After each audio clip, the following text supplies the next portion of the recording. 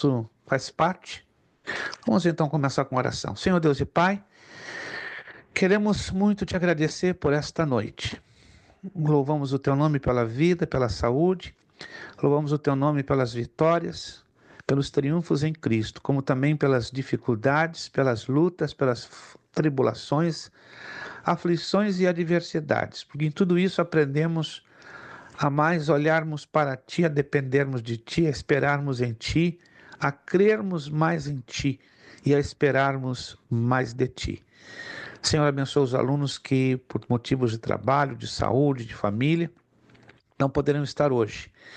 Possa Tu estar com eles, abençoá-los, prosperar os seus caminhos, dar-lhes vitória, abrindo-lhes portas, colocando no lugar o que deve ser colocado no lugar e ajudando-os em tudo. Os que estão aqui, hoje um número bem pequeno, bem reduzido, que a Tua graça que nos basta seja conosco, nos fortalecendo, nos ajudando em tudo.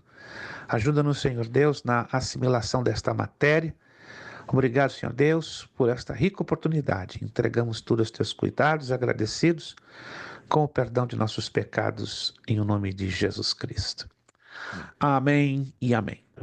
Muito bem, meus irmãos. Com muita dificuldade hoje, né? Eu digo dificuldade porque nós estamos num número bem reduzido em comparação às demais aulas, né? Estamos aqui na segunda aula da nossa matéria de princípios de hermenêutica e de exegese 1, né, do curso básico em teologia.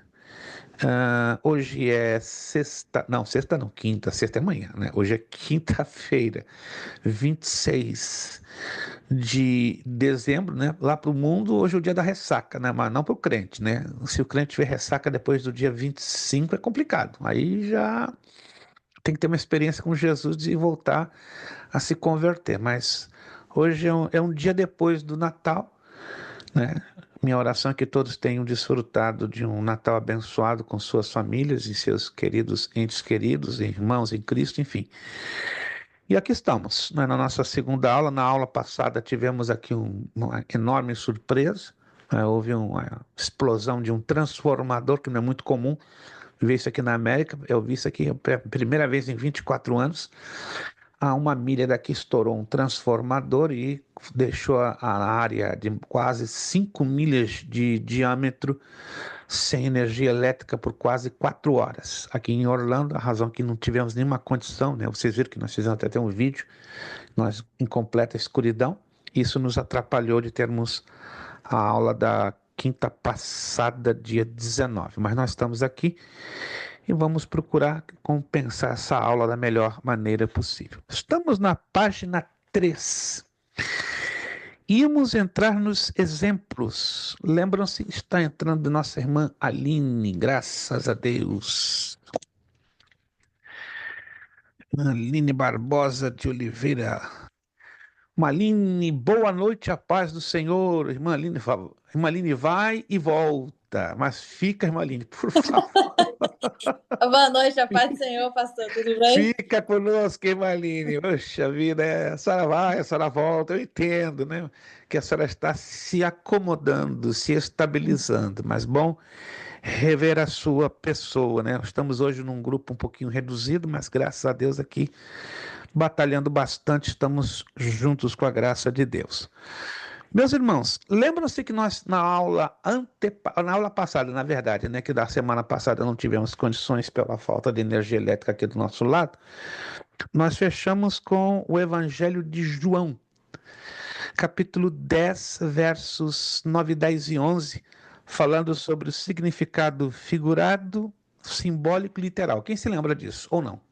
Espero que se deu um branco na cabeça de vocês, aí é complicado. É porque então ou não anotaram ou não deram uma olhadinha no vídeo. Vou aqui expor então o PowerPoint. Vou abrir então aqui o PowerPoint para nós compartilharmos, né? Isso, nós vamos compartilhar aqui um... Todos estão enxergando aqui na telinha? Todos estão enxergando? Isso. Esse é o Evangelho de João, capítulo 10, versos 9, 10 e 11. Só para facilitar a leitura e a visualização, né? É um testezinho bem rápido de hermenêutica para nós entendermos a questão do significado simbólico, figurado e literal. Vamos então reler um texto bastante conhecido. Está aí na telinha para facilitar a sua visão e a sua memorização. João, Evangelho, capítulo 10, versículo 9. Eu sou a porta. Se alguém entrar por mim, será salvo. Entrará e sairá e achará pastagem. Versículo 10. O ladrão vem somente para roubar, matar e destruir. Eu vim para que tenham vida e a tenho em abundância. Versículo 11. Eu sou o bom pastor dá a vida pelas ovelhas. Interessante que nesses 3 versículos, preste atenção, estão contidas os 3 tipos de significado a nível da interpretação bíblica. Ou seja, a Bíblia pode ser interpretada de maneira simbólica, figurada e literal. Então nós temos aí os 3 tipos de como poderíamos ou podemos interpretar a Bíblia. Eu sou a porta, versículo 9. Se alguém entrar por mim, será salvo. Entrará e sairá e achará pastagem. Minha pergunta, mesmo que vocês não saibam, estamos aqui aprendendo, é uma matéria realmente um pouco difícil, ela é técnica, mas ela é importantíssima para darmos a correta interpretação do texto. Este versículo 9, leio ele de novo, mais uma vez, preste atenção. Eu sou a porta. Se alguém entrar por mim, será salvo. Entrará e sairá e achará pastagem. Esse versículo 9, a interpretação deste versículo, ele seria uma interpretação simbólica, figurada ou literal? Vamos lá. Simbólica, se for simbólica, quem for responder, que me explique. Por que simbólica? Se for figurada, quem for responder, me explique por que figurada. E se for literal, explique por que é literal. É uma das 3. Vamos lá. Simbólica, interpretação figurada ou literal? Eu acho que é uma Pode tomar. interpretação figurada, porque Jesus não é porta, né? E não existe nenhuma alusão à porta no Evangelho, né? Seria uma linguagem simbólica, por exemplo, o último, eu sou bom pastor, ele está se referindo ao pastor, pastoreia as ovelhas, que nós somos as ovelhas e tudo mais. Então, eu optaria pela linguagem figurada aí. Figurada. E é correto. E vamos explicar Correto? por que figurada. Eu sou a porta. Minha pergunta: Jesus é literalmente porta ou uma porta? Sim ou não? Vou perguntar de novo. Jesus é literalmente uma porta? Sim ou não? Não.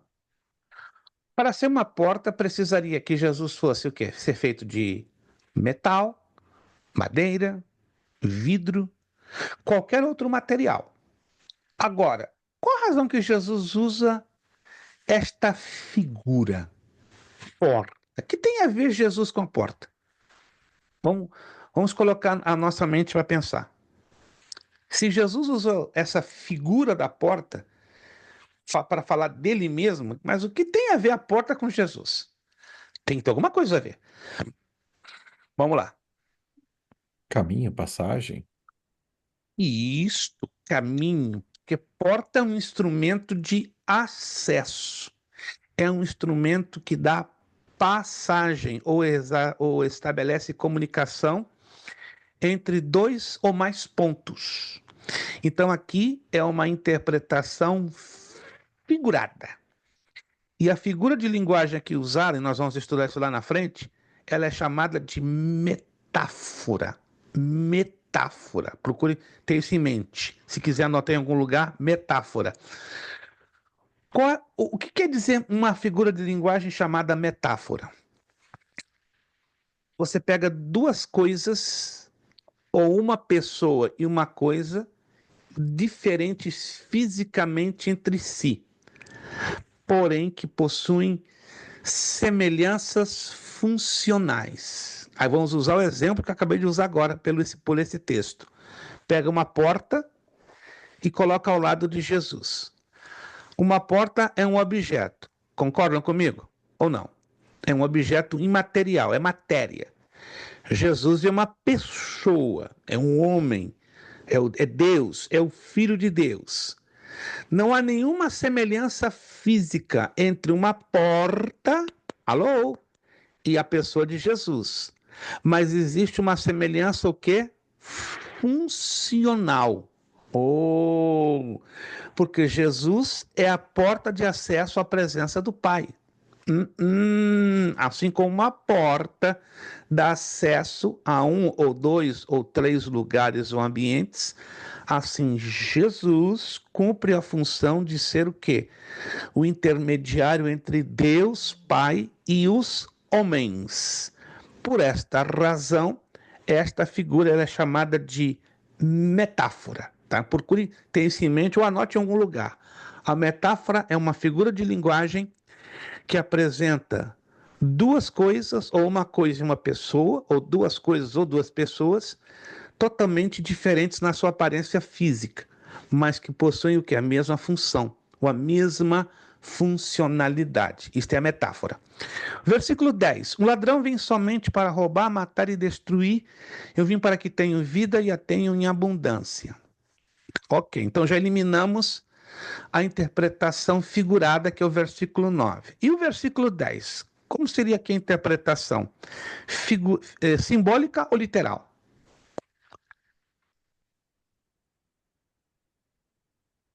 Já eliminamos a figurada, então a figurada está no versículo 9. E o versículo 10?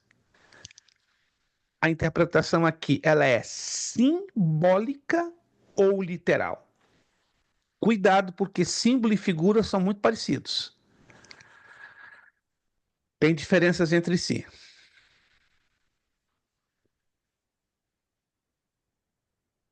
Alô? Estão aí? Estão quietinhos no mundo, estão pensando, né? Ah, já sei, estão fazendo a digestão do Natal, é normal. Estão fazendo a digestão do Natal. Alguém me disse, né? Depois do Natal tudo é mais devagar. Concordo, né? Os irmãos estão fazendo a natural digestão. Teria o sentido figurado, pastor? Não, Não. que o figurado já foi um 9. Se a Oh, irmã se a irmã prestou atenção pode. no que eu falei, cada um dos 3 versículos tem um sentido de interpretação diferente. Entende? Então, por eliminação, o versículo 9 já é o figurado. Então, o 10 ficamos entre o simbólico, ok? E o literal. Qual seria o significado do versículo 10? Simbólico ou literal?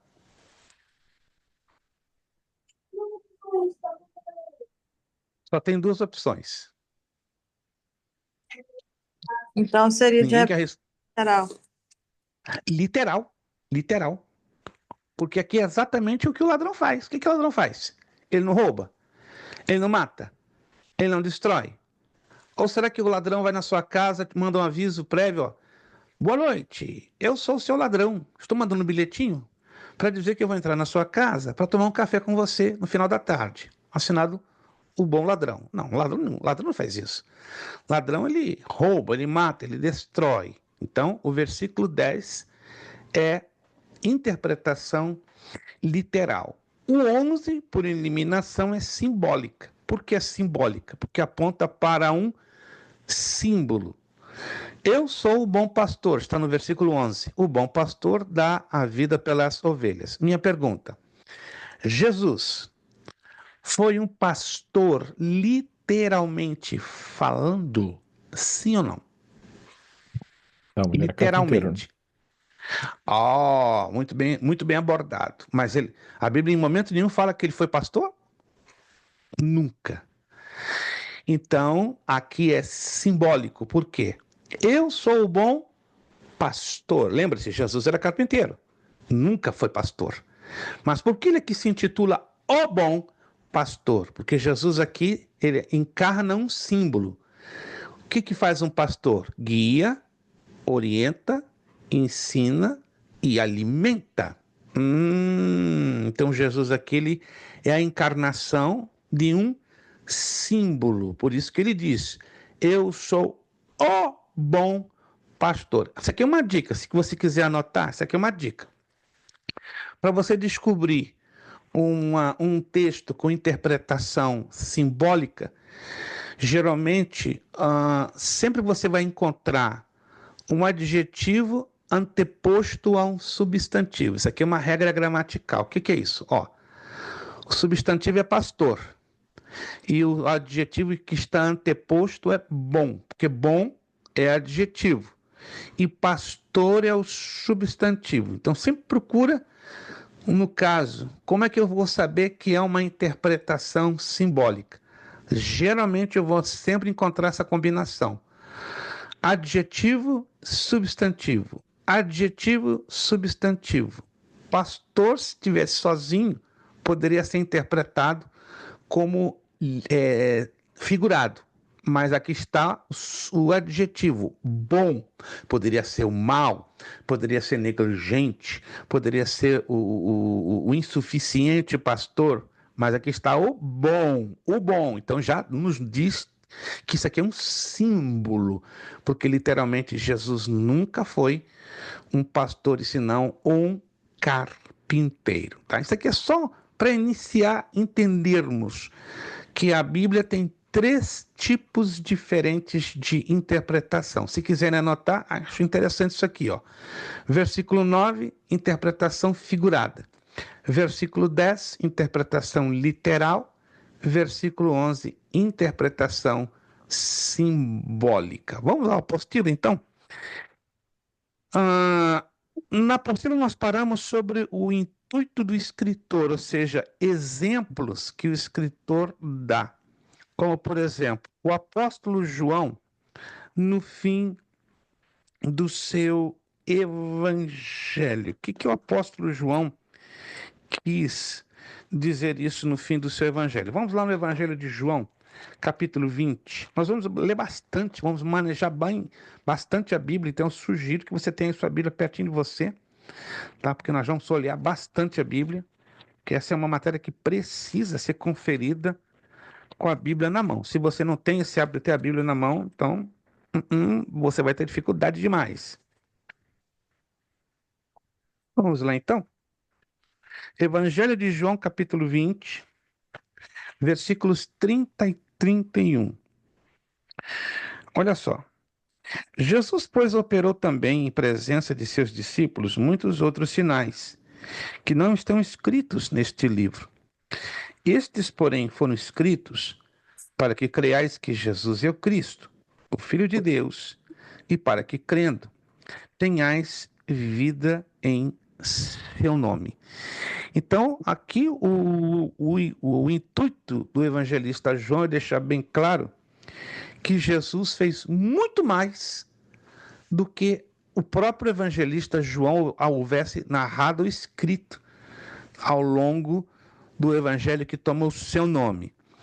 A mesma coisa, ou algo muito parecido, acontece com Lucas. Vamos lá em Lucas, capítulo 1, um evangelho atrás. Lucas, capítulo 1, versículo 1 ao 4. Lucas, capítulo 1, quem puder, por gentileza, ter a sua Bíblia aberta aí. Lucas, capítulo 1, Evangelho de Lucas, do versículo 1 ao 4. Todos encontraram? Vamos lá então. Tendo, pois, muitos empreendido por em ordem a narração dos fatos que entre nós se cumpriram, segundo nos transmitiram os mesmos que os presenciaram desde o princípio e foram ministros da palavra. Pareceu-me também a mim conveniente descrevê-los a ti, ó excelentíssimo Teófilo, por sua ordem, havendo-me já informado minuciosamente de tudo desde o princípio, para que conheças a certeza das coisas de que já estás informado. Então aqui Lucas está deixando bem claro, né, dos detalhes que ele estaria tendo na redação dos acontecimentos que ele estaria expondo na narrativa do seu evangelho, que toma o seu nome. Paulo trabalha com uma técnica parecida, a chamada técnica da dedução. O que é a técnica da dedução? Da conjectura, da imaginação. Ou seja, Paulo não pode, quando ele não podia fazer afirmações, ele deixava textos com a ideia de conjectura. Vamos lá em Romanos, capítulo 1, do versículo 1 ao 7. Bastante interessante isso aqui. Paulo aos Romanos, capítulo 1, versículo do 1 ao 7. Paulo, servo de Jesus Cristo, chamado para apóstolo, separado para o evangelho de Deus, o qual antes havia prometido pelos seus profetas nas santas escrituras, acerca de seu filho que nasceu da descendência de Davi segundo a carne, declarado filho de Deus em poder, segundo o Espírito de santificação, pela ressurreição dos mortos, Jesus Cristo, nosso Senhor, pelo qual recebemos a graça e o apostolado para a obediência da fé entre todas as gentes pelo seu nome, entre as quais sois também vós chamados para serdes de Jesus Cristo. A todos os que estáis em Roma, amados de Deus, chamados santos, graça e paz de Deus, nosso Pai e do Senhor Jesus Cristo. Aonde entra aí definitivamente a dedução? Entre os versículos 5 e 6, pelo qual recebemos a graça e o apostolado. Então, Paulo deduz que a maioria aqui estaria recebendo um pouco da graça e um pouco do apostolado, ou seja, do direito ou do dever de ser enviado para fazer a obra de Deus. Para a obediência da fé. Nem todos, claro, teriam uma vida de fé, mas aí Paulo está deduzindo que os cristãos em Roma poderiam viver essa vida de obediência da fé entre todas as gentes pelo seu nome. E aí ele fecha o versículo 6, né? Entre as quais sois também chamados para serdes de Jesus Cristo. Aqui é uma dedução. Não vou ler as demais que está lá em Gálatas 1, 6, 7 e 1 de Timóteo 3, 4. Algo acontece também no livro de Números, capítulo 1, versículo 1, porque aí o escritor, que é Moisés, ele dá as chaves do livro de Números, né? Muita gente não sabe porque tem esse nome, né? Números, mas veio depois, muitos anos depois, com a Septuaginta. Mas no hebraico ele tem um significado diferente, cuja tradução ao pé da letra é no deserto. Então, se você estuda o livro de Números, ele fala do tempo enorme da peregrinação do povo de Israel no deserto. Isso aqui é interessante para você interpretar corretamente. Aí vem o ponto número 4 aí na sua apostila: paralelismo e correlação. A própria palavra fala paralelismo, colocar ao lado. E correlação, fazer o quê? Conexões. É indispensável consultar as passagens paralelas, explicando as coisas espirituais pelas espirituais. Assim Paulo nos ensina em 1 Coríntios 2,13. Passagens verbais que ocorrem as mesmas palavras. Então, isso quer dizer passagens verbais. Quando aparecem as mesmas palavras em textos diferentes, isso são chamados de passagens verbais. Passagens reais, quando se trata do mesmo assunto ou se expõe a mesma doutrina. No caso, por exemplo, dos evangelhos. Vamos agora ver as diferenças básicas entre hermenêutica e a exegese. Isso aqui é importante, meus irmãos. Se a gente não compreender essas diferenças, vamos ter muita dificuldade para avançar nessa matéria. A hermenêutica é a agrupação, o conjunto de leis e princípios de interpretação do texto bíblico. E a palavra provém do grego Hermes, que na mitologia grega era o porta-voz dos deuses, seu intérprete. Hermes era filho de Zeus, o chefe dos deuses. No paganismo romano, o deus Mercúrio equivale ao grego Hermes. Mercúrio era filho de Júpiter. É apenas uma menção histórica, que está lá em Atos 14, 12 e Atos 19, 35. Então, a hermenêutica é um conjunto de leis. Para nós interpretarmos corretamente a Bíblia Sagrada, temos que conhecer essa agrupação de leis, esses princípios bem básicos de leis que governam a correta interpretação. Os testemunhos de Jeová, observe isso aqui, ó, os testemunhos de Jeová, os mórmons e os adventistas do sétimo dia, eles têm a sua própria hermenêutica, ou seja, eles não seguem 100% a hermenêutica bíblica. A prova disso que os mórmons interpretam a Bíblia do jeito deles, os testemunhos de Jeová é um pouquinho pior. Eles têm a própria tradução da Bíblia deles, que é a tradução do Novo Mundo das Sagradas Escrituras, e os adventistas do sétimo dia, um pouquinho pior, porque eles pegam a Bíblia e colocam como um livro em segundo plano e exaltam os escritos da sua fundadora, chamada a senhora Ellen White. Então, temos que ter muito cuidado que nos dias de hoje não é muito diferente, tá? As igrejas evangélicas estão repletas de obreiros, pastores, ministros, e eu falo isso com grandíssimo respeito,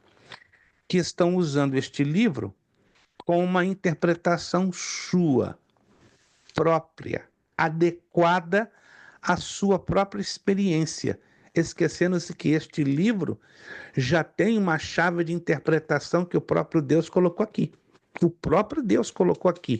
O problema é que quando não se estuda aqui dentro a identificar e a conhecer essa chave própria, única de interpretação, vai se correr o risco de se ter uma interpretação falsa, uma interpretação baseada naquilo que eu costumo dizer, achismo. Eu acho, eu penso, a mim me parece. Isso é muito complicado, mas é muito comum hoje, tá?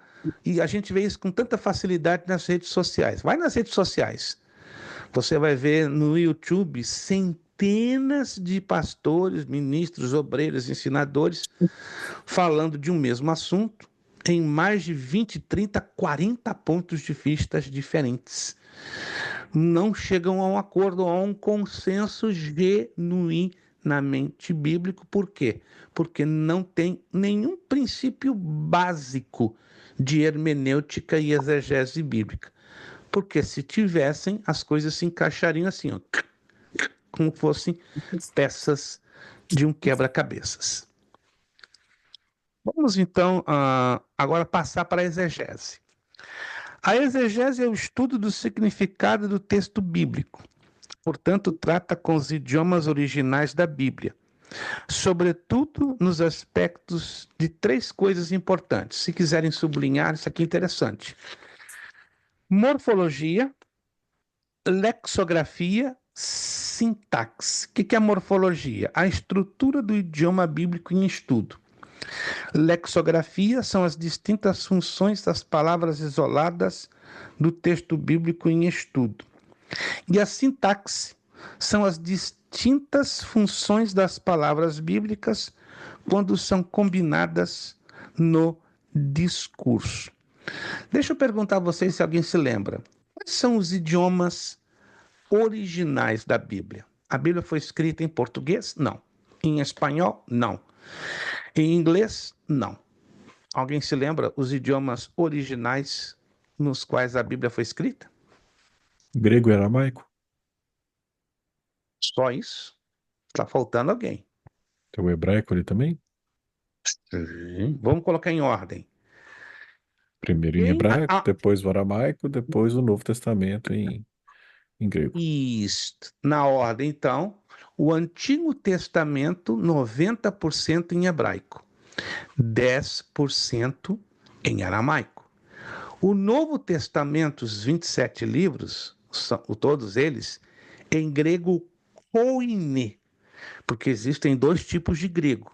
O grego clássico, que se fala hoje na atual Grécia, e o koine, que era o chamado grego do povo, o grego popular. É falado hoje na Grécia, sim, mas entre os religiosos e universitários. com ninguém mais. Se alguém chega na Grécia falando koiné, grego koiné, acredite, é um universitário ou é um religioso. Nas ruas ninguém fala o koiné. E se alguém é encontrado falando koiné nas ruas, é momento de espanto, porque aí se trata o quê? Ou de um religioso ou de um universitário, né? É o que aconteceu comigo 3 vezes na Grécia, falando eu koiné, eu na minha total ignorância, assim, não tinha conhecimento desse aspecto da cultura, e eu cheguei em Atenas falando em koiné e começaram a se assustar. Da onde só está tirando isso? Eu estou falando o idioma de vocês. Não, o senhor está falando o idioma que os nossos ancestrais falavam há mais de 2000 anos. Eu me assustei. Falei, o que é isso? Aí aprendi que o koiné só é falado pelos universitários e pelos religiosos, né? Aí me identifiquei como os dois, não, sou os dois. Eu sou tanto universitário como sou religioso. E ficaram bem assustados, né? Por causa do sotaque, porque eu falo com um sotaque bem antigo, do chamado Ancient Greek. E foi assim, eu tive a oportunidade de conhecer a Universidade de Atenas, a Universidade de Tessalônica, depois de ter a Universidade de Corinto. Fui à famosa Universidade de Bereia, que leva o nome da nossa escola, fantástico, altamente conservado, tem mais de 1.750 anos de vida. Enfim, eu fiquei muito impressionado quando eu conheci várias coisas ligadas ao grego koiné. Mas é importante entendermos então isso, né? Uma vez que a Bíblia foi escrita nesses 3 idiomas, a exegese vai nos ajudar a entender a estrutura dessas 3 línguas para que entendamos a exata tradução hoje na nossa língua portuguesa. Continuando aqui na nossa apostila, ó, e vale a pena recordar e frisar que o vocábulo exegese, etimologicamente falando, o que é etimologicamente? Na raiz da palavra, provém do grego ex. A palavra ex quer dizer fora ou a partir de, e egesis, texto, que literalmente quer dizer tirar. Também significa extrair de, traduzir, narrar, interpretar. Este último sentido é o mais usado frequentemente na teologia. Então, para nós entendermos, a hermenêutica é a exegese aplicada, e ela exerce uma função essencial no processo do estudo teológico, o estudo da canonicidade. Se quiser sublinhar essa palavra, canonicidade. O que quer dizer canonicidade? Alguém se lembra? Alguém sabe? Quem passou pela matéria Bibliologia 1 vai se lembrar. Se você não passou ainda, não vai se lembrar.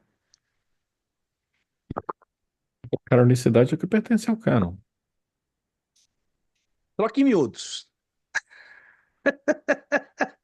Não, William é fantástico. William. São aqueles selecionados como divinamente inspirados, que compõem a Oh, Bíblia que foi. a gente tem hoje. Agora sim, William. Agora tu for, como diz, agora tu has ido al grano.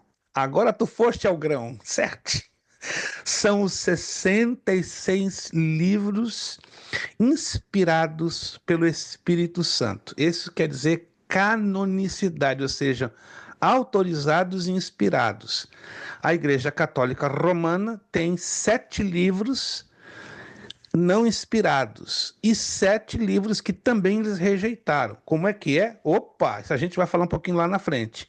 A Igreja Católica Romana ela tem 7 livros que eles adotaram e que nós consideramos não inspirados. Mas também a Igreja Católica Romana tem outros 7 que eles não consideram nem inspirados e nem reconhecem. São chamados de deuterocanônicos.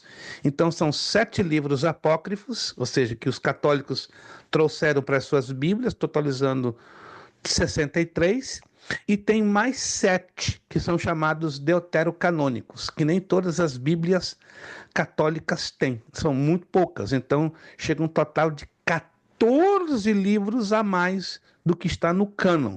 Isso é importante estudar? Sim, porque quando você vai conversar com um católico, você tem que provar o que é canônico e o que não é canônico. E isso é complicado na cabeça de um católico, porque na visão católica tudo é inspirado, mas na visão bíblica, somente 66 são inspirados. Nem 7 e nem os outros 7. Esses são considerados ou apócrifos. Com avanço, não gostou? Não. Alô? Irmão Victor? Sim. Oi, pastor. Sim, fale. Não, foi uma mensagem aqui no tablet aqui que saiu aqui sem querer. Tem problema. É que eu tô no hotel Chama-se aqui. chama-se conversação paralela. Acontece, né? Não deveria, mas acontece, sem problema. Mas vamos lá. A hermenêutica, como já falei, que é a exegese aplicada, ela exerce uma função essencial no processo do estudo teológico. O estudo da canonicidade procura determinar quais são os livros que trazem o cunha-marca da inspiração divina e quais não trazem. A crítica textual tem por finalidade averiguar o fraseado primitivo de um texto. A crítica histórica estuda circunstâncias contemporâneas que constituem a composição de um determinado livro. Ou seja, para você entender a interpretação de um texto, você tem que conhecer as bases da hermenêutica, número 1, as bases da exegese, número 2, e conhecer essas duas coisinhas que determinam a correta interpretação do texto, que é a crítica textual e a crítica histórica. Mas não para por aí não. Olha o que vem a seguir.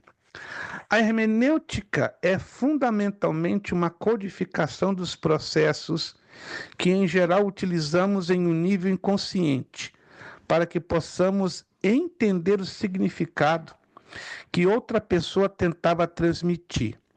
Somente quando algo bloqueia nosso entendimento espontâneo da mensagem de outrem, é que então reconhecemos a necessidade de algum método que nos auxilie na compreensão daquilo que tal pessoa pretendia dizer. Os bloqueios ao entendimento espontâneo na comunicação de outra pessoa surgem quando há diferenças na história, cultura, língua ou filosofia entre nós e aqueles que estão falando. Vamos a um texto lá no livro de Gênesis, nós vamos passar por ele de novo. Deixa eu ver aqui, no livro de Gênesis. Vamos lá.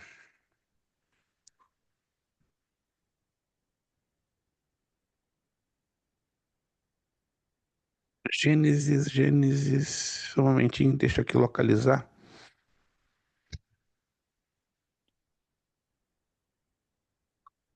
Fala sobre os ídolos.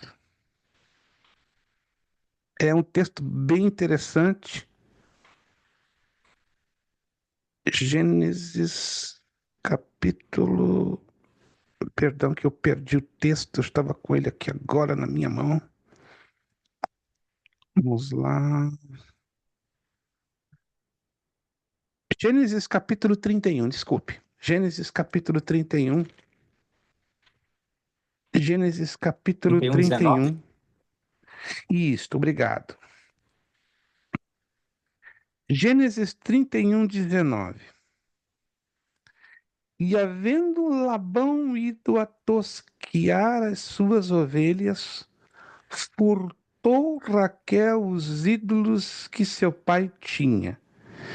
E esquivou-se Jacó de Labão, o arameu, porque não lhe fez saber que fugia. E fugiu com tudo que tinha, e levantando-se passou o rio, e pôs o seu rosto para a montanha de Gileade. Agora, poucas pessoas sabem por que Raquel fez isso. A palavra ídolos aqui no hebraico é terafins. Lembre-se que Labão não era genuinamente um hebreu.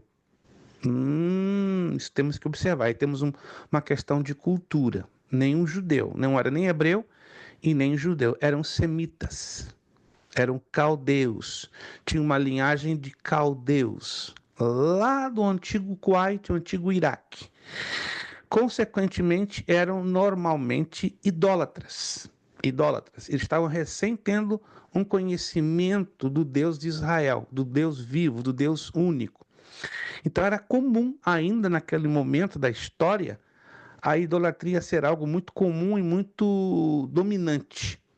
E aqui está uma prova que Raquel roubou os ídolos de seu pai, que na palavra em hebraico chama-se terafins. Terafins. Nós vamos. Tá na apostila na página seguinte, virando a página lá na frente, você vai ver. E os terafins quer dizer o seguinte: quem tinha os terafins tinha toda a herança da família.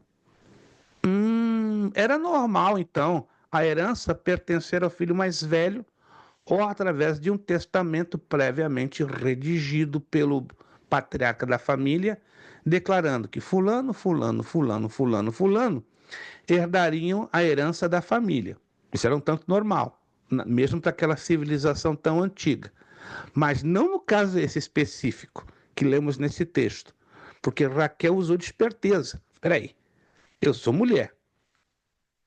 Que herança me caberá? Porque a herança era transferida aos homens do sexo masculino, unicamente aos homens. Então Raquel precisaria se casar com alguém com um bom dote, sabedora que ela lá no futuro estaria, melhor financeiramente guarnecida economicamente falando. E ela então usou aqui de um golpe de mestre. Não, eu vou roubar os ídolos de meu pai, como a herança dele, pronto.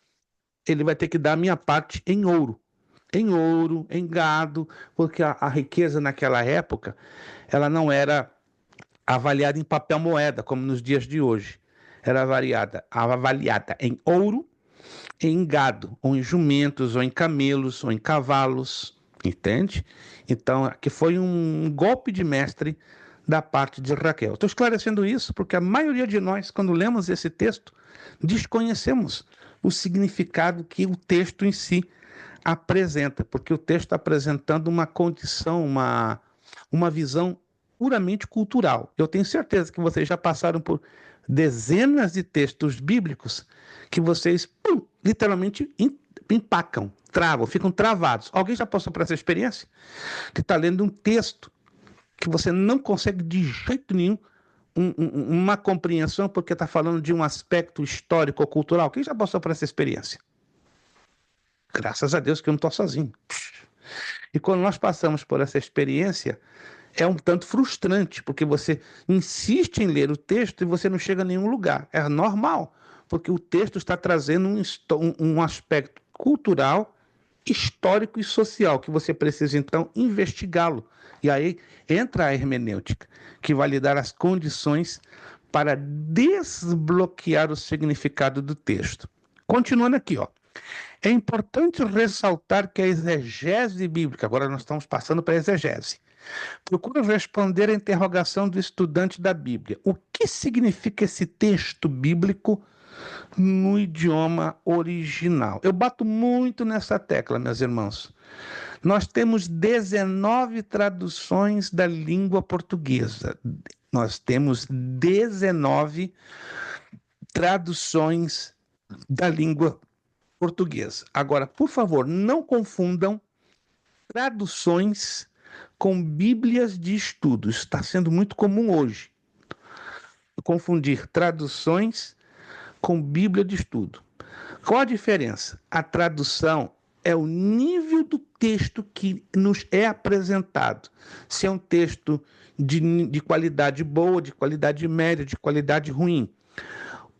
A Bíblia de estudo, ela vai nos trazer o quê? O comentário de estudo bíblico sobre o texto ou textos apresentados. Por isso, podemos ter uma excelente Bíblia de estudo pelos comentários, mas deixando a desejar o texto bíblico. Por exemplo, a Bíblia de estudo NAA, Nova Almeida Atualizada. Creio que alguns de vocês já devem ter visto, eu tenho uma aqui atrás de mim, tá bem aqui atrás de mim. A título de comentários, se eu pudesse levantar bem mais para o alto, eu levantava. Mas o texto deixa bastante a desejar, muito a desejar. Um texto pobre, um texto fraco, um texto que não obedece aos critérios de pureza baseado no hebraico, no aramaico e no grego. Alguém me perguntou esses dias, qual é a melhor tradução da Bíblia? Tradução, não estou falando de Bíblia de estudo. As melhores traduções, existem três. Vou colocar aqui no quadro, aqui na telinha para vocês anotarem, se me permitem. Deixa eu ver se eu consigo aqui. Isto. Vou fazer uma alteração.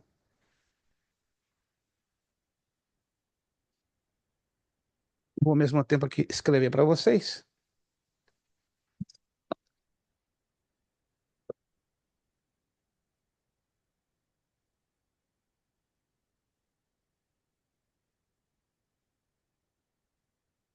Só estou escrevendo aqui para facilitar.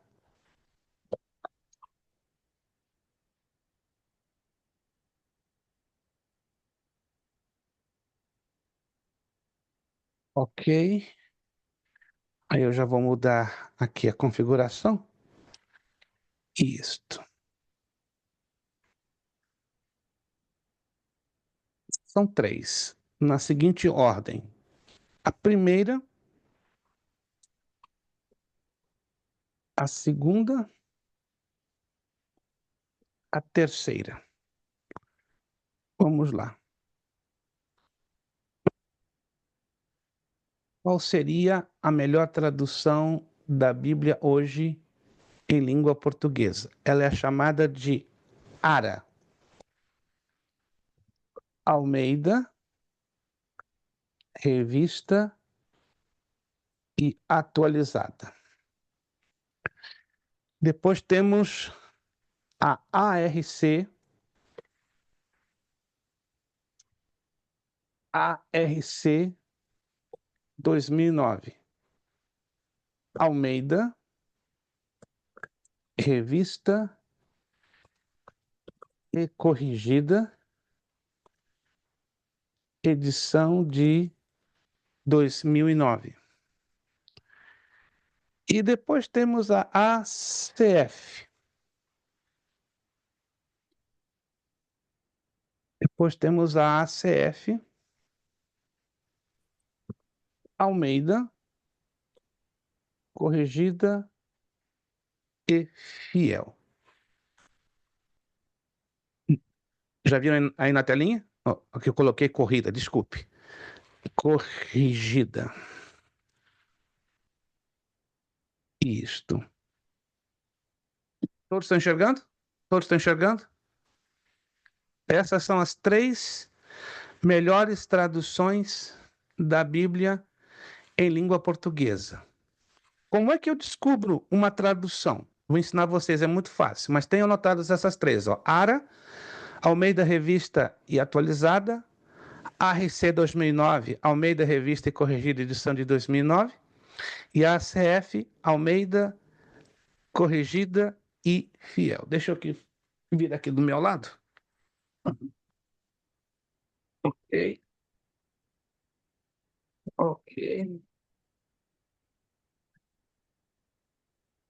Eu tenho aqui algumas Bíblias atrás de mim.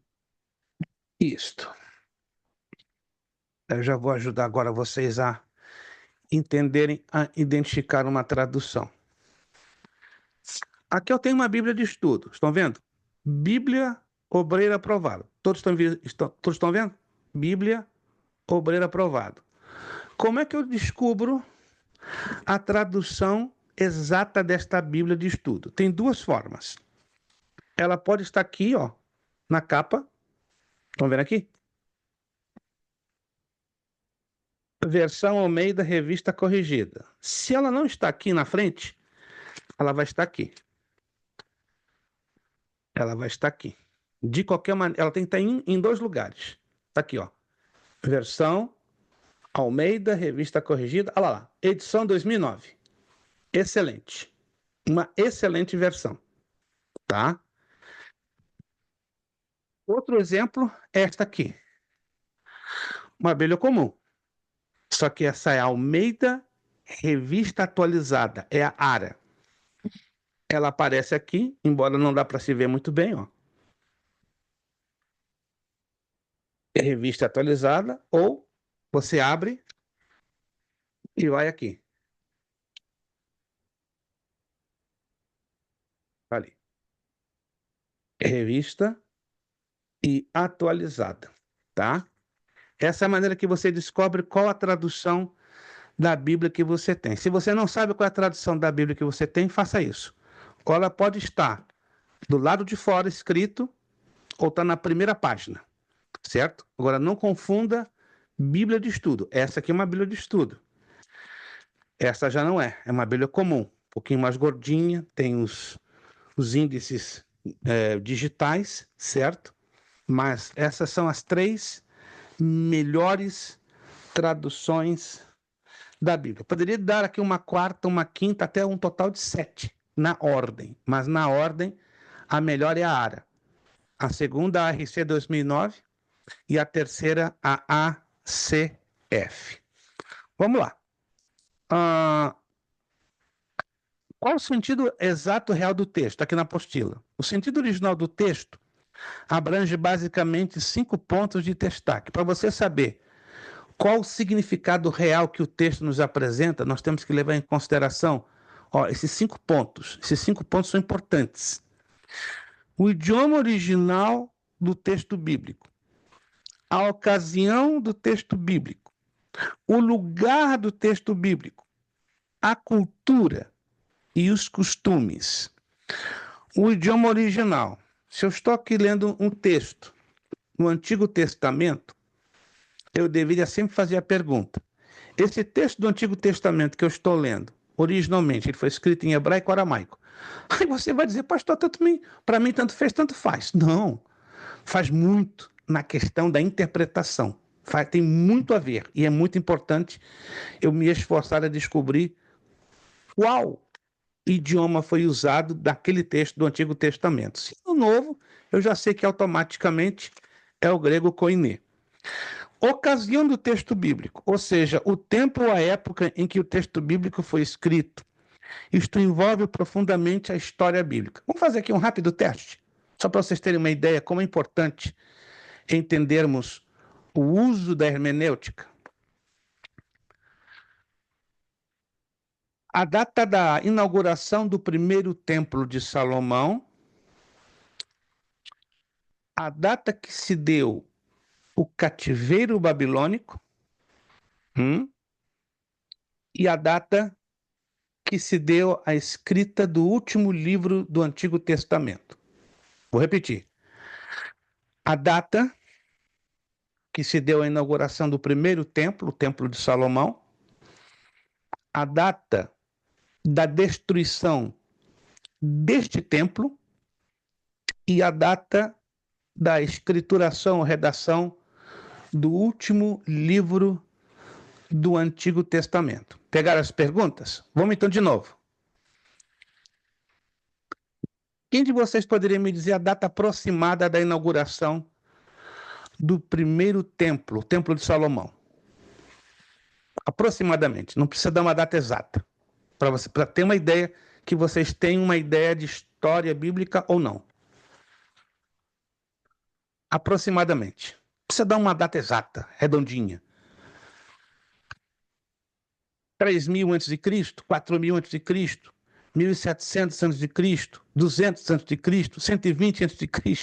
Pastor, é loteria. Não, isso não é loteria. Isso temos que ter isso.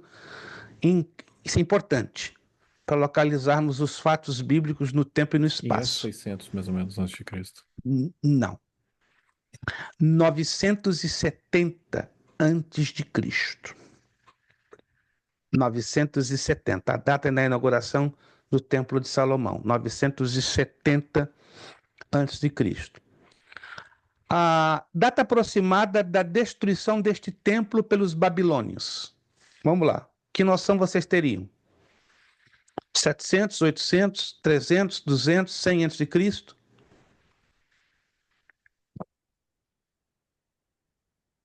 Ninguém hoje está arriscando, é porque é Natal, né? Vocês estão digerindo ainda a comida do Natal. Então tá difícil.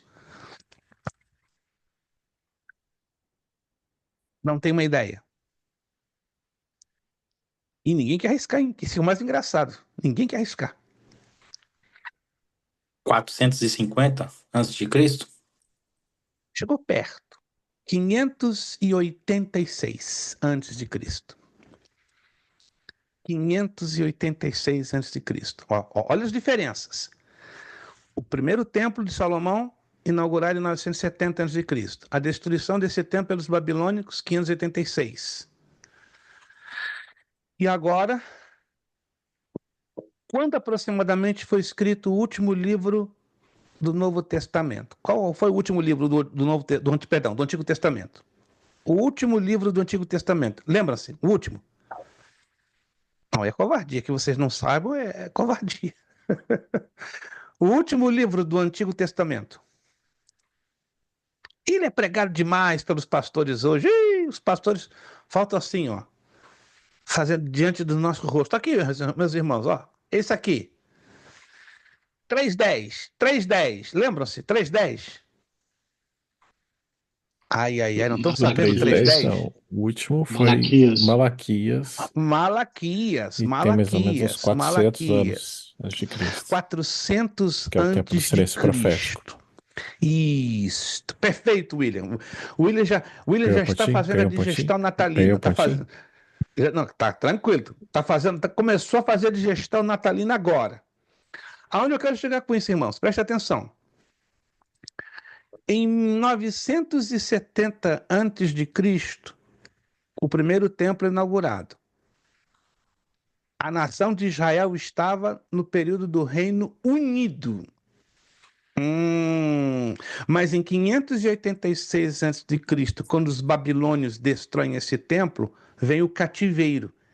A nação de Judá, então, é levada para a Babilônia. Aí entra uma outra cultura, a hebraica misturada com a babilônica. Mas em 400 antes de Cristo entra uma outra cultura, que é a cultura síria, que se une à cultura judaica ou hebreia. E é importante a gente, então, determinar a ocasião do texto bíblico. O lugar do texto bíblico, isso envolve geografia bíblica, eu acabei de falar agora. Eu conheço um pastor renomado que eu não sei como ele consegue mudar a geografia dos fatos. Ele conseguiu colocar Abraão em cima do Monte Tabor e Jesus no Sinai. Vocês estão rindo? Pastor renomado, está nas redes sociais, está bombando no Instagram. Ele conseguiu colocar os personagens da Bíblia em áreas geograficamente totalmente diferentes. Se a gente não tiver uma noção básica de geografia bíblica, é perigoso. Você está lendo um livro que não tem nada a ver com a Bíblia. A outra coisa é a cultura. Aqui está a antropologia cultural dos povos bíblicos. A Bíblia apresenta a cultura hebraica, babilônica, grega, romana, samaritana, que seria entre os semitas, e várias. Pelo menos mais de 6 culturas a Bíblia nos apresenta. De acordo com a cultura que o texto nos apresenta, é necessário estudá-la para termos a correta interpretação do texto.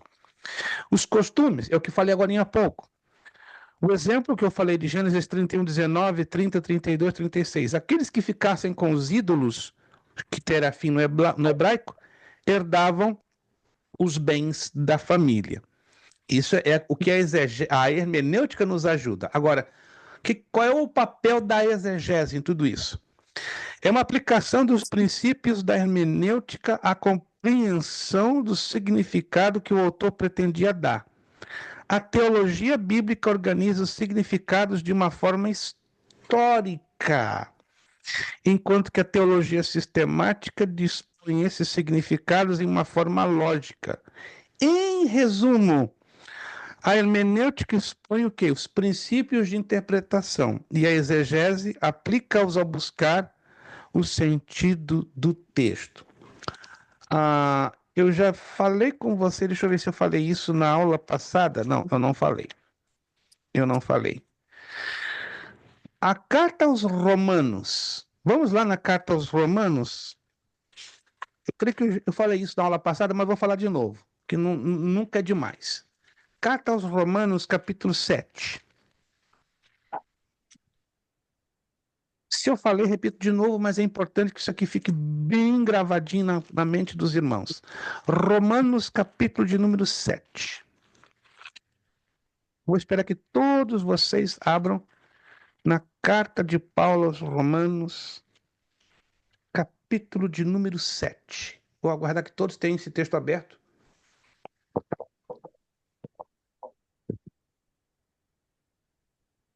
Muito bem. Vamos lá.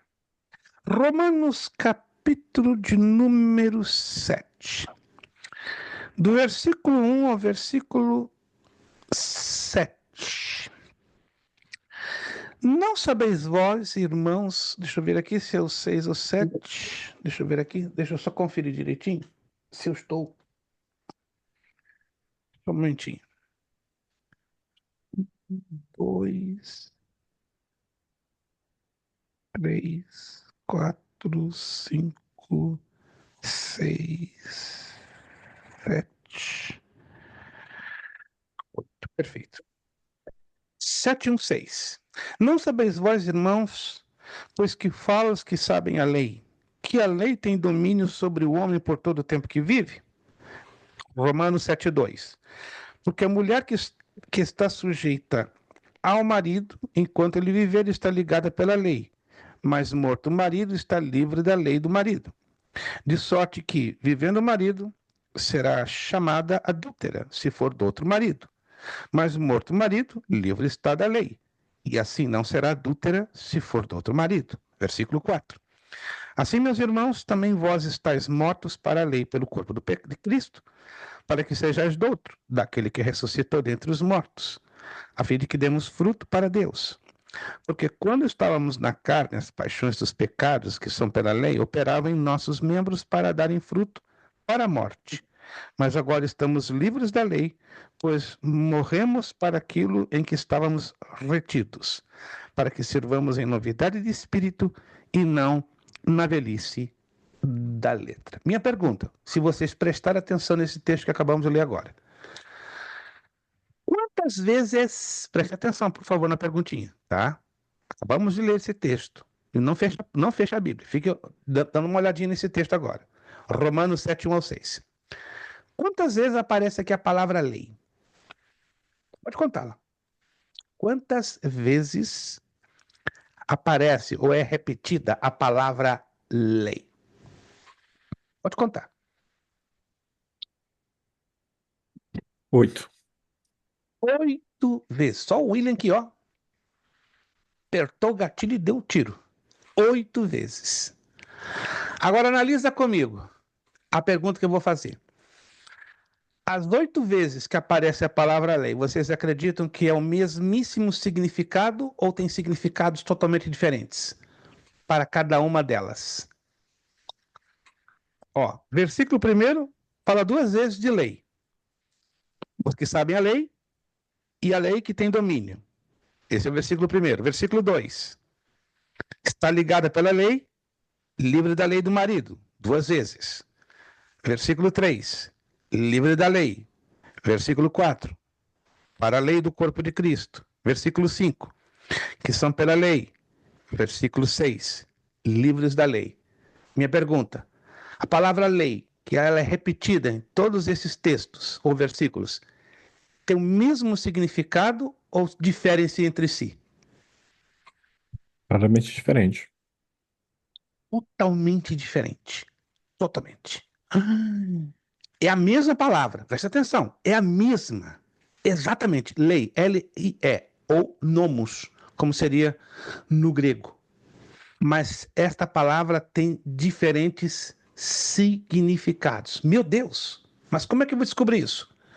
Não apenas pela exegese, que aí eu vou descobrir no original, mas usando um mecanismo da hermenêutica, que é pela lei dos contextos. Estou, tá ficando difícil. Não. No momento que você conhece as regras, não fica difícil. O difícil é hoje alguém interpretar a Bíblia sem usar hermenêutica, porque aí dá aquele que dá na cabeça. É o que eu acho, é o que eu penso, é o famoso achismo. E você acredite, hoje as igrejas se tornaram especializadas em darem qualquer tipo de interpretação ao texto bíblico. Vamos avançar um pouquinho, porque temos que corrigir alguns exercícios. Só quero entrar nessa parte aqui, ó. Princípios elementares da hermenêutica bíblica. Peraí, pastor, então não se pode interpretar a Bíblia de qualquer maneira? Não. Há algumas regrinhas, além das regrinhas técnicas, há regrinhas espirituais que devem ser levadas em consideração. Olha essas regrinhas aqui, ó. Convém, obviamente, conhecermos os requisitos que o hermeneuta ou intérprete das Sagradas Escrituras necessita possuir para o exercício de um eficaz equilíbrio e proveitoso trabalho. Ou seja, tem que ter espiritualidade. Ninguém pode interpretar a Bíblia se não tiver uma gotinha mínima de espiritualidade, que quer dizer ser um homem convertido, ser um homem de oração, ter consigo o Espírito Santo, que é o sumo intérprete, ser um leitor assíduo e atento a toda a palavra de Deus e ser um homem que ande e caminhe com Deus. Isso aqui é básico. Se nós, como cristãos, não temos essas características de espiritualidade, então estaremos com muita dificuldade para interpretar corretamente a Bíblia. Segundo, tem que estudar a Bíblia. Não. O Espírito Santo nos ensina, ele nos ensina. Ele está aí para nos ensinar e tem nos ensinado. Mas quantos de nós nos dispomos a estudar? Por isso que nós estamos fazendo aqui, alguns de vocês já há semanas, outros meses e alguns 2 anos, irmãos, isso aqui é sacrifício, isso aqui é difícil. Estudar a Bíblia sempre foi um grande desafio, que se torna para alguns prioridade, para outros não. Então sempre será uma dificuldade e um sacrifício estudar a Bíblia. Está aqui, ó, para uma sã exegese, não é suficiente a leitura simples e devocional da Bíblia. 90% do nosso povo é ensinado a só fazer uma leitura simples e devocional. Estou falando dos pentecostais. Os não pentecostais, como batistas, presbiterianos, luteranos e metodistas, por formação histórica, eles são ensinados a amarem o estudo bíblico. Por isso eu sou taxado de metodista, né? Porque estudei, claro, em escolas teológicas da Igreja Metodista Wesleyana, né? Que são um ramo pentecostal. Embora sou pentecostal, ok. Mas não é normal, na maioria dos pentecostais, serem amantes do estudo bíblico. Isso aqui não é uma crítica, gente, é uma observação. Tem uma razão histórica. Por que os pentecostais desprezaram o estudo bíblico? Tem uma razão histórica, não vou entrar aqui nos detalhes, né? Mas os amantes de estudo bíblico mesmo são os batistas, são os presbiterianos e são os metodistas, né? Hoje em dia nós vemos assim um despertamento em algumas igrejas pentecostais, mas não é normal e não é uma crítica, isso é uma observação histórica. Uma igreja pentecostal ser amante do estudo da palavra de Deus. Mas vamos lá. É necessário então um estudo contínuo, sistemático e coordenado da Bíblia, no qual o intérprete aplique a mente e o coração para entender e aprender o que Deus estabeleceu em sua palavra. Hebreus 8:10 e 10:16 nos ensina isso. Esse estudo deve ser profundo. A Bíblia não é para ser lida assim, por cima. Ela tem que ser estudada com profundidade. Vamos ler esse texto? Provérbios 21:5. Existem igrejas que, graças a Deus, ainda têm o chamado culto da palavra, ou culto de estudo bíblico. Outros chamam de culto de doutrina. Mas o estudo da palavra mesmo está hoje caindo em desuso por muitas e muitas e muitas e muitas igrejas. Provérbios, capítulo 21, versículo 5. Isso aqui não é uma crítica, é uma observação. Os pensamentos do diligente tendem à abundância, mas os de todo apressado tão somente à pobreza. O que é diligente? Aquele que investiga, aquele que vai a fundo no estudo da palavra. Letra C, esse estudo deve ser isento de autoteologia. Não é eu acho, eu imagino, eu acredito. Não, temos que buscar o significado correto do texto que estamos avaliando. Esse estudo deve possuir o toque e a orientação do Espírito Santo. Claro que o Espírito Santo nos vai guiar em toda a verdade, desde que eu me dedique a entender e a entrar na profundidade desta verdade.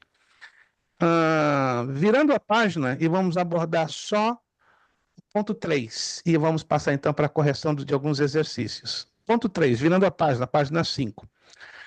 O crescimento espiritual. Por que alguns cristãos hoje não crescem espiritualmente? Pela falta desse estudo. Marcos 4:33 nos declara que Jesus lhes dirigia a palavra segundo o que podiam compreender, ou seja, conforme a capacidade de compreensão dos ouvintes. E hoje, vamos ser sinceros, a capacidade de compreensão de um bom número de cristãos ela está bastante reduzida. Mas por que ela está bastante reduzida? Porque essa capacidade ela não tem sido estimulada pela maioria dos líderes, pela maioria dos pastores, pela maioria dos dirigentes de igreja. Eu já ouvi da boca de dezenas de pastores. Isso é absurdo que eu vou dizer, não é uma crítica, é só uma observação. E eu não quero que os meus liderados saibam mais do que eu, porque do contrário eles vão me ameaçar. Isso é absurdo. Isso é uma pobreza espiritual extrema. Um líder deveria ficar feliz em saber os meus líderes sabem mais do que eu. Porque o líder que tem convicção do seu chamado, que tem segurança do seu chamado, ele não vai se sentir ameaçado pelos seus liderados estarem sabendo mais do que ele. Deveria ser o contrário. O líder deveria se alegrar em saber, uau, ele está sabendo mais do que eu, está mais preparado do que eu. Mas um líder, para dizer isso, ele tem que estar seguro do seu chamado. Quando ele não está seguro do seu chamado, ele se sente o quê? Ameaçado pelo outro que vai estar sabendo mais do que ele. Estão entendendo, irmãos? Infelizmente isso é sério. Isso é uma realidade. Então é mais fácil manter as centenas debaixo da ignorância, da completa ignorância, que é mais fácil manipular as massas quando elas não conhecem a profundidade da palavra. Agora, quando começa a conhecer a palavra, aí o negócio fica sério. Se o líder não tem convicção da sua chamada, ele vai dizer, você não pode saber mais do que eu. Não, não existe isso, irmãos. Não existe isso. A minha alegria é ver um aluno sabendo mais do que eu e mais preparado do que eu. Porque este é o meu objetivo como educador cristão, fazer com que cada um dos alunos da Escola Bereia, isso também vai depender da vontade de Deus e do esforço pessoal de cada aluno, né, que ele se empenhe a saber e a ser mais preparado do que eu.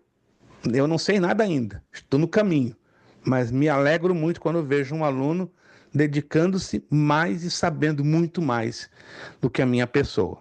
O alimento no lar pode e deve ser modificado de acordo com o desenvolvimento e o crescimento da criança. Então eu paro por aqui. Hoje, na próxima aula, nós vamos continuar então com a questão da humildade. Jesus, próxima aula já é 2025, agora caiu a ficha. Aonde eu estou, meu Deus? Próxima aula será 2 de janeiro.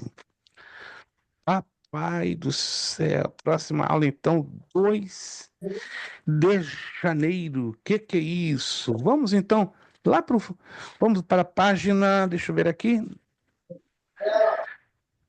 Página 11. Página 11. Página 11 e 12. Talvez alguns fizeram, talvez outros não fizeram, mas eu quero motivar vocês a estarem fazendo os exercícios, porque em cima desses exercícios que daí vamos extrair partes para fazermos a nossa provinha. Página 11. Sugiro que vocês estejam lendo também a apostila, não apenas fiquem ancorados naquilo que se ministra em sala de aula, mas dê uma folheadinha um pouquinho mais adiante, que isso vai ajudar bastante ao desenvolvimento dessa matéria. Página 11. É o bloco 1. Vamos apenas da número 1 ao número 10. Assinale com X a única alternativa correta, que só tem uma, tá? Hermenêutica quer dizer, qual é a letra correta aqui? Letra C. Letra C. A arte de interpretar textos. Letra C. Número 2. Aqui é fácil. Se você errar essa, é porque está dormindo no ponto. A irmã gêmea da hermenêutica se chama Jesus. Exegese. Exegese. Ô, irmã Aline, soltou, mas segurou. Solta, irmã Aline. Não segura nada, não. Solta tudo, irmã Aline. É porque eu não Exegese. consigo falar esse nome direito, pastor. Ex... Ó, finge que a senhora, com todo respeito, comeu uma abelha. Exegese. Z. Exegese. Exegese. Z. Exegese. Mentaliza uma letra Z em lugar de um X. Exegese. Número 2, letra D. Exegese. Número 3. É o estudo das palavras nos idiomas originais. Meu Deus, aqui tá fácil. Também. Número 3. Não é possível. Parou por quê? Por que parou? É o estudo das palavras nos idiomas originais. Falamos hoje. Sumiu? Não, falamos hoje. Falamos Hermenêutica. agora há pouco. Não. Falamos hoje. Hoje. Tá fresquíssimo. A menos que não tenham prestado atenção. Exegese bíblica. Exegese é a mesma resposta. É a letra B, exegese. Então, a exegese ela aparece no número 2 e no número 3. Ai. Então, número 3, letra B, é a exegese, de novo, né? Número 4, essa também é fácil, por favor, irmãos, me ajudem. De acordo com a mitologia grega, era considerado o porta-voz dos deuses, onde originou-se a palavra hermenêutica. Hermes. Hermes, oh meu pai, letra D, 4D, Hermes. Requisitos que o hermeneuta das Sagradas Escrituras necessita possuir. Muita atenção aqui, aqui confunde um pouquinho. A, B, C ou D? Já vou ajudar vocês. Dessas quatro, descartamos 3. Porque em cada uma dessas 3 tem 3 palavrinhas que não encaixam. Aqui é fácil, eu já estou dando uma dica boa. Dessas 4, só uma está certa, 3 estão erradas. E por que essas 3 estão erradas? Porque em cada uma delas traz em si uma palavrinha que não tem nada a ver. Letra D. Letra D. Letra D. Não é a porque está aí a palavra soberba. Não pode ser a B porque tem a palavra incredulidade. Não pode ser a C porque soberba aparece de novo. Então é a letra D. Só você ler com atenção. Número 5, letra D. Número 6. No contexto bíblico, o intérprete necessita levar em conta o seguinte. Aqui também dá para confundir um pouquinho. Mas só tem uma certa. Parece que está tudo certo, é verdade? Mas tem uma única certa por causa da ordem. Número 6, qual é a letra correta? Nós vamos passar ainda por essa partezinha. Mas se você avançou, leu, é a letra C. Os contextos remoto, histórico, referencial, imediato e geral. Então, número 6, letra C. Os contextos remoto, histórico, referencial, imediato e geral. Número 7, o contexto geral da Bíblia. Qual seria a correta?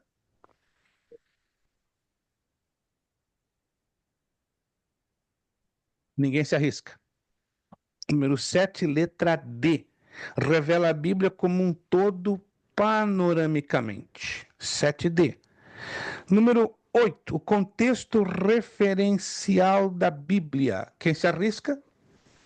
Vamos ainda passar por isso, pelo estudo da lei dos contextos. 8, letra B. 8B. 8B. Número 9.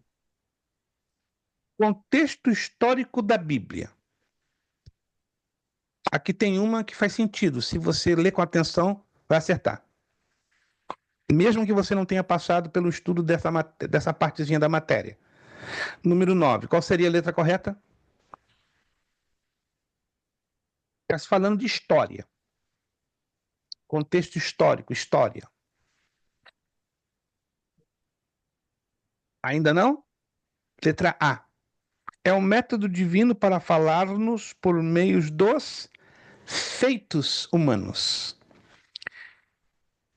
E o número 10 eu já vou dar de bandeja, porque aqui é um pouquinho mais difícil. O contexto literário da Bíblia, letra D, trabalha com a lei da dupla referência. A lei da dupla referência. Na próxima aula a gente já vai estudar a lei dos contextos. É a parte mais importante do nosso estudo de hermenêutica e exegese.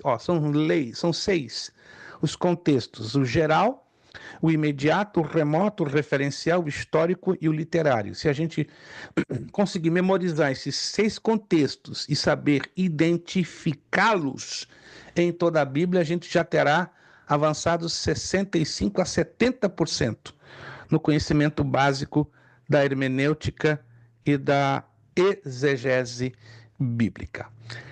Alguma pergunta? Claro, fora aqui a nossa irmã Angélica, que eu vou responder na próxima aula. Na próxima aula eu vou dar 5 minutinhos, né, de um rápido panorama. Parece que a matéria de escatologia continua, né? Parece.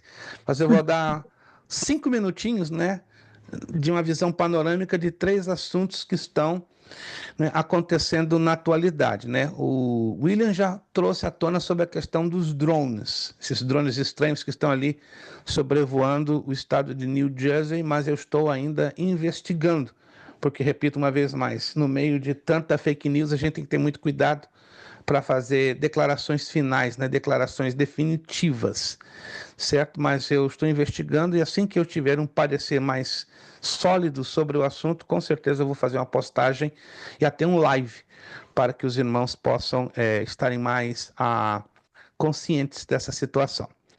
Alguma pergunta ou dúvida dentro do que estudamos até agora, por enquanto? Alguma dúvida, alguma pergunta dentro daquilo que estudamos até agora? Nenhuma pergunta, nenhuma dúvida? Essa matéria vai abrir um leque enorme, enorme, enorme, enorme.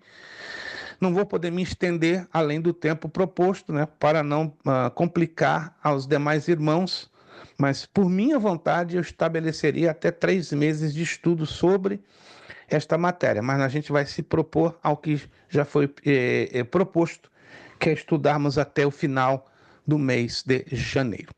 Meus irmãos, eu quero agradecer de coração a todos vocês que puderam estar hoje aqui. Infelizmente, hoje um número bem reduzido, mas era um pouquinho esperado por mim, devido ao pós-natal, né? O pós-natal é isso mesmo. No ano passado não foi diferente. Tivemos também essa redução sensível de alunos, lembro-me como hoje, e possivelmente vai acontecer algo parecido no ano novo, possivelmente, né? O Natal é um pouquinho mais complicado, mas no ano novo talvez teremos alguns mais. Mas eu quero agradecer ao William, nossa irmã Aline, quero agradecer ao irmão Victor, quero agradecer a irmã Angélica, o Orsino. Deus possa abençoar poderosamente a cada um de vocês. Nos veremos no próximo ano de 2025, né? Tá às portas, tá ali, ó, na entrada. Meu Deus, né? Faltam um pouquinho mais de 5 dias, né? Um pouquinho mais de 5 dias, que Deus nos dê um ano de vitórias. Esse ano foi realmente, para quem passou por ele, nem todos nós passamos, foi um ano bem difícil, pelo menos para mim. Foi um ano bastante apertado, bastante difícil, não me queixo, graças a Deus, tenho visto milagres, né? Para nós vermos milagre, temos que ver lutas, passar por lutas e tribulações. Então, esse ano foi um ano que vimos também muitos milagres da parte de Deus, né? Lutas à vontade, mas também, graças a Deus, não posso me queixar, experimentamos muitos e muitos milagres. Alguém experimentou milagre esse ano de 2024? Somente eu. Oh, não só eu, William. Oh, graças a Deus. Tem mais gente aqui que experimentou milagre. Então, milagre só vem no meio de luta, no meio de tribulação. Se você disser que milagre vem de graça, estamos antibíblico, é contra a Bíblia, né? Para vir milagre, para existir um milagre, temos que passar por um momento de prova, de tribulação. Então, que Deus nos dê forças, sobretudo fé, garra, perseverança, ânimo. Vencemos 2024? Glória a Deus. Vamos vencer 2025 também. Amém. Jesus indo à nossa frente. E ai de nós, se ele não for na nossa frente. Quero agradecer a todos vocês que já puderam também pagar a mensalidade do mês. de dezembro. Muito obrigado, Deus abençoe, recompense e prospere. Se você ainda não pagou, por favor, não se esqueça até o dia 31, não se esqueça, é muito normal alguns... Pastor, agora que eu me lembrei, se lembrou, paga a multinha dos 10 dólares. Então evite essa multinha na medida do possível, procure não se esquecer, tá bom? Deus abençoe poderosamente a cada um de vocês. Vamos agradecer ao Senhor nosso Deus. Vamos pedir ao nosso irmão Victor, né? Já algum tempinho, né? No seu corre-corre, indo para lá e para cá, é muita viagem, mas agradecemos o esforço enorme que o irmão Victor, né? Juntamente com sua esposa tem feito. Todos estão fazendo um esforço muito grande, mas eu estou ressaltando aqui a questão do irmão Victor, porque ele viaja muito, né? Para lá e para cá, dirigindo caminhão, e é realmente um esforço enorme, mas graças a Deus ele tem demonstrado muita dedicação, muito empenho, né? E esforço para estar aqui. Não é fácil, mas muito obrigado, irmão Victor. Deus haverá de recompensar tremendamente seu carinho, seu empenho, porque é para Jesus que o irmão está fazendo. Então, nosso irmão Victor Amém. vai estar orando, finalizando a nossa última aula do ano de 2024. E se Jesus não voltar, verei vocês próxima quinta-feira, dia 2 de janeiro, já do ano de 2025. Irmão Victor Freire, agradecendo ao Senhor nosso Deus. Pai, muito obrigado, Senhor, por mais esse dia que o Senhor tem nos dado, Pai. Obrigado por essa aula maravilhosa, Pai. Que o Senhor venha abrir nossas mentes cada vez mais, Pai, para que podemos absorver essa matéria, Pai. Ó Deus, também agradeço pelo ano de 2024, Senhor. Que o Senhor venha fazer mais coisas para nós, Senhor, no ano de 2025, Pai. Que nós podemos buscar mais a Tua presença e a presença do Espírito Santo na nossa vida, Pai. Eu te peço em nome de Jesus, Pai, pela família do pastor, de todos os irmãos que estão aqui assistindo essa aula, daqueles que não puderam comparecer, Senhor. Que o Senhor vai ao encontro deles, Pai. E em nome de Jesus eu te peço. Amém. Amém. Estava me esquecendo. Na próxima aula, vamos, como trabalho de casa, fazer marque C para certo e errado, página 13, e relacione a coluna A com a coluna B. Somente, página 13 e 14, tá? Por favor, trabalhinho de casa, próxima aula, página 13, marque C para certo e E para errado, e página 14. Relacione a coluna A de acordo com a coluna B. 13 e 14. Seria os pontos 2 e os pontos 3, correto? Anotem aí, então, próxima aula, por gentileza, já venho preparadinhos para nós corrigirmos. Vamos terminar nossa aula com o nosso lema? Seriedade. Seriedade. Compromisso. Compromisso. Disciplina. Disciplina. Seriedade. Seriedade. Compromisso. Disciplina. Seriedade. Compromisso. Disciplina. É necessário que ele cresça e que eu diminua. É necessário que ele cresça e que eu diminua. É necessário que ele cresça e que eu diminua. E a Deus damos o quê? A honra, a glória e o poder. Beijão no coração de vocês. Feliz, abençoado, vitorioso e próspero ano de 2025. Muito obrigado pelo voto de confiança que vocês deram à Academia Bíblica Berém em 2024. Vejo vocês 2025, 2 de janeiro, próxima quinta, se Jesus até lá não voltar. Muito obrigado, irmãos. Bom descanso. Feliz ano novo. Deus abençoe vocês e a todos os vossos familiares no poderoso nome de Jesus. Muito obrigado. Daqui a pouquinho já o nosso link com a aula para você rever caso queira. Paz do Senhor a todos. Muito obrigado. Amém.